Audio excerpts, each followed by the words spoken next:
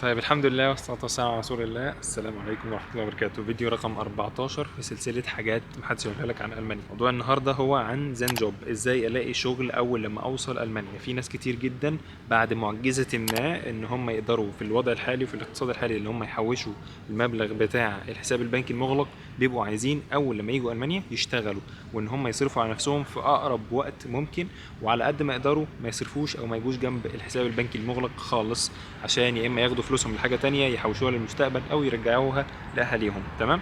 فانا عايز اول لما اجي اشتغل اجمع خبره، اتعلم اللغه، اعمل حاجات كتير قوي واكون بشتغل اهمهم يعني ان انا اكون بشتغل على نفسي وباخد فلوس. فموضوع النهارده مختلف شويه عشان اتكلمت عن زين جوب لوحده في فيديو من الفيديوهات اللي هو انا لما جيت المانيا اشتغلت في ايه واشتغلت ازاي.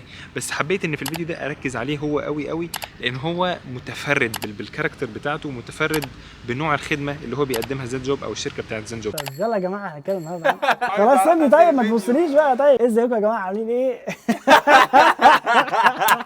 ازيكم يا جماعه عاملين ايه؟ عايز بس اذكر حديث عن الرسول صلى الله عليه وسلم: اذا مات ابن ادم انقطع عمله الا من ثلاث: صدقه جاريه او علم ينتفع به او ولد صالح يدعو له. اتمنى ان المعلومات اللي انا هقولها دي ان هي تكون صدقه جاريه على روح بابا الله يرحمه، وان الكلام اللي هنقوله ده يفيدكم ويكون كله في ميزان حسناته ان شاء الله باذن الله. ابلكيشن زين جوب هو ابلكيشن بيوفر لك شغل بشكل فليكسبل، على طول بيكون في شيفتس وبيكون في احتياج من شركات كتير ومطاعم وكل حاجه حرفيا.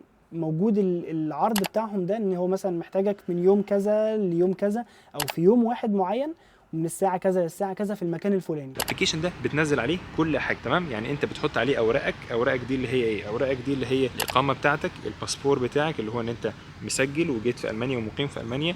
ممكن يطلبوا منك تسجيل السكن بتاعك، القيد بتاع الجامعه، حاجه اسمها زوتسيال فازيشنزنوما ان انت بتروح بتاخدها من التامين الصحي اللي انت مسجل معاه. ببساطه شديده بتروح تكلمهم تقول انا عايز الزوتسيال فازيشنزنوما بتاعي. وفي الاشتايه ايديه بتاخدها من حاجه اسمها الفينانس امت، برضو ممكن تبعت لهم ايميل او تتصل بيهم تقول لهم انا عايز الاشتايه اي دي بتاعي اللي هو الرقم الضريبي بتاعي، والتاني الزوتسيال فازيشنزنوما. واول ما الورق كله يكون اكسبتد بيبعت لك عقد، برضو كل ده ديجيتال، كل ده على الموبايل. انت بتمضي العقد بفيديو كول صغير، تقدر ان انت تفعل الاب ده وتكون كل حاجه شغاله قدامك ومتاحه. الحاجات دي هي كل الحاجات اللي انت محتاجها عشان تقدم على الابلكيشن بتاع زين جوب ده. حلو. بعد ما احنا عملنا ابلود لكل الحاجات دي على الابلكيشن، يعني انت جبت كل الارقام دي وانت بتحتاج تجيبهم كده كده مره واحده في حياتك في المانيا، لان اي شغل هتشتغله هتحتاج نفس الحاجات بالظبط. يعني الاشتراك اي دي ده اللي هو الرقم الضريبي بتاعك هتحتاجه، الزوتسيال فازيشنزنوما برضه هتحتاجه، من التامين الصحي بتاعك. كل الحاجات دي انت هتبقى محتاجها. فكويس ان انت برضه من الاول ان انت تجيبهم عشان اي شغل انت تشتغله بعد كده سواء مع زين جوب او لا هتبقى محتاج الارقام دي.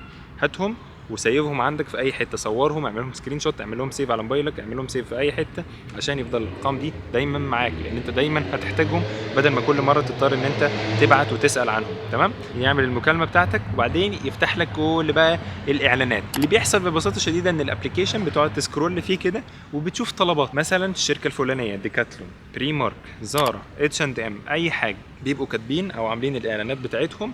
بيقول لك السعر، انت مثلا اليوم ده هتاخد فيه 80 يورو 90 يورو، عايزك تشتغل معايا من الساعه 9 للساعه 5، عايزك تشتغل من 10 للساعه 6 للساعه 7 ايا كان. تمام. هو بيبقى كاتب لك الميعاد، بيكتب لك الفلوس، بيكتب لك المكان انت هتروح فين، وبيبقى شايف كل الطلبات بتاعته وكل التفاصيل بتاعت الشغل ده، ويبقى كاتب لك مثلا قد ايه برضو انت محتاج اللغه بتاعتك تكون كويسه ولا مش كويسه. يعني في اماكن بيبقوا كاتبين فيها محتاج ان انت الالماني بتاعك يكون كويس، حاجات تانية شغلانات تانية مش بيحتاج ان الالماني بتاعك يكون كويس. في حاجات تانية مثلا بتبقى لو انت ساكن في مدينه صغيره بتحتاج ان انت تروح تبقى الشغل بيبقى في مدينه كبيره.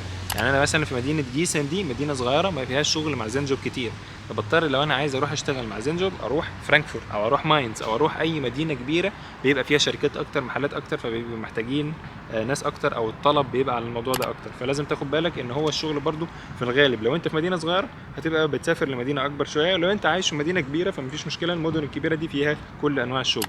النقطه اللي بعدها ان انت دلوقتي خلاص انت اخترت مثلا في شغلانه محل هدوم، الدنيا حلال، شغل حلال، مفيش مشاكل، هبقى برتب هدوم مثلا ومش محتاجين مني لغه قويه قوي.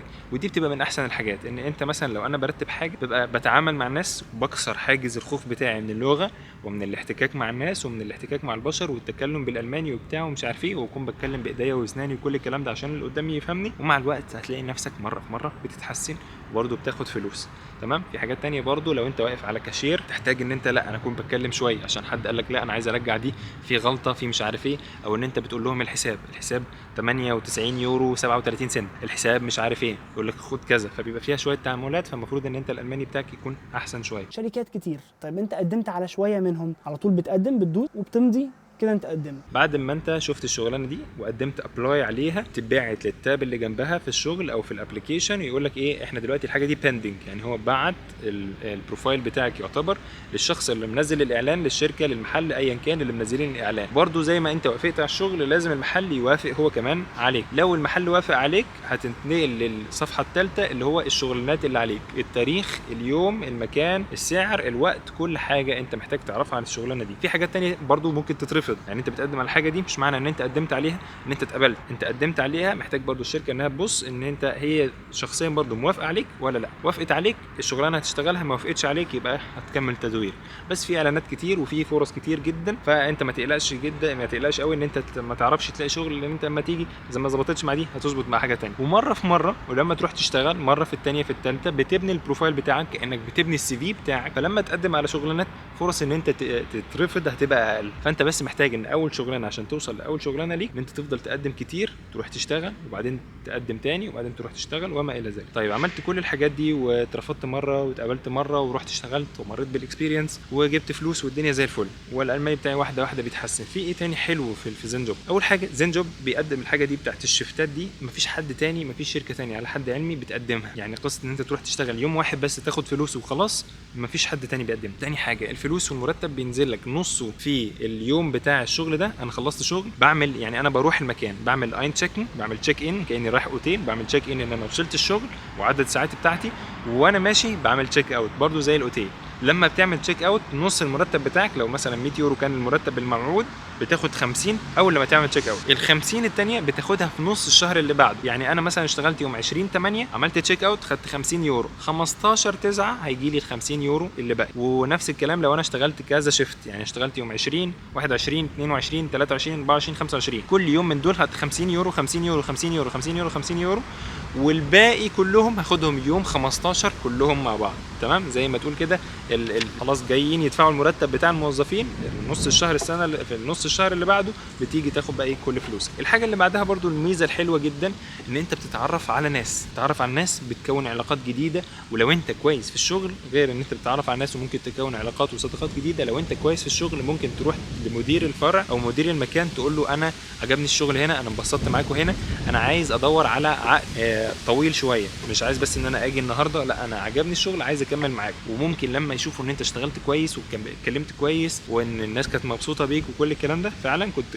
كويس، يقولوا لك طيب تمام احنا هنمضي معاك عقد وتيجي تشتغل معانا. فاللي بدأ كشفت واحد او شفتين او بتاع انتهى بان انت كونت علاقات، انتهى بان انت عرفت ناس جديده، وانتهى بعقد طويل الامد تقدر تبقى مستقر فيه. الفكره في العقود ان هم بيدوك استقرار، انا عارف ان انا كل يوم هشتغل الشغلانه دي وان انا على اخر الشهر هاخد المرتب المبلغ المالي وقدره. هي دي النقطه الحلوه في القصه دي، ان انت بتتعامل مع ناس. في العادي انت لما تقعد تبعت ايميلات او تتصل او تخش على ويب سايت او بتاع ممكن ما يجيلكش رد خالص، خاصه في الحاله والوضع الاقتصادي اللي احنا فيه في المانيا دلوقتي. لكن لما تشوف ناس في الحقيقه وتتكلم معاهم وتبقى برضو شغل طلاب والكلام من ده، فيشوفوك ان انت كويس فيعينوك بشكل اسرع من الشخص مثلا اللي بيتكلم معاهم بايميل. فدي برضو من الحاجات المميزات الكبيره جدا جدا في زين جوب. طيب العقد ده اسمه كوتس فريستيج بشيفتيجونج، ده نوع العقد اللي الواحد بيمضيه معاهم. العقد ده بيوفر للواحد 70 يوم في السنه شغل، 70 يوم ايا كان هيشتغل فيهم كام ساعه. دي بلان بي بتاعت الواحد. لكن بلان ايه بتاعته ان هو يحاول ان هو يلاقي شغل في المجال الدراسي بتاعه. دي احسن حاجه الواحد ممكن يعملها، طبعا يطور نفسه في اللغه على قد ما يقدر ويلاقي شغل. بس بلان بي موجوده الواحد يقدر يستفيد منها ويعمل فلوس، وان هو برده يلحق نفسه لو الدنيا مثلا ازمت او لو ان هو مش لاقي شغل خالص. فده بيكون يعني باك اب بلان كويسه جدا للشغل بتاعه. ما بقولش فعلوا الجرس يا جماعه. قال لي ما تقولش فعلوا الجرس. سبسكرايب واللايك والشير واكتبوا الراجل ده بخيل قوي على نفسه. الراجل ده ما بيقولش حاجه، انا بحب الحاجات دي. فعل الجرس وتين تين تين تين تين. لايكات وبتاع، كلام مهم ماشي. طيب يا جماعه دلوقتي انا اتكلمت عن كل حاجه في الابلكيشن ده، اتمنى ان انتم تكونوا استفدتوا، واتمنى ان الراجل ده يقدر ان هو يفيدكم اكتر واكتر. ويعني احنا موجودين ورقبتنا سداده لو احتاجنا في اي حاجه. زنجوب لو عايزين ان انا اروح شيفت بنفسي اشتغل مش مشكله عادي. ساعتها بقى مش عارفين موضوع التصوير ده. يلا سلام عليكم. سلام عليكم.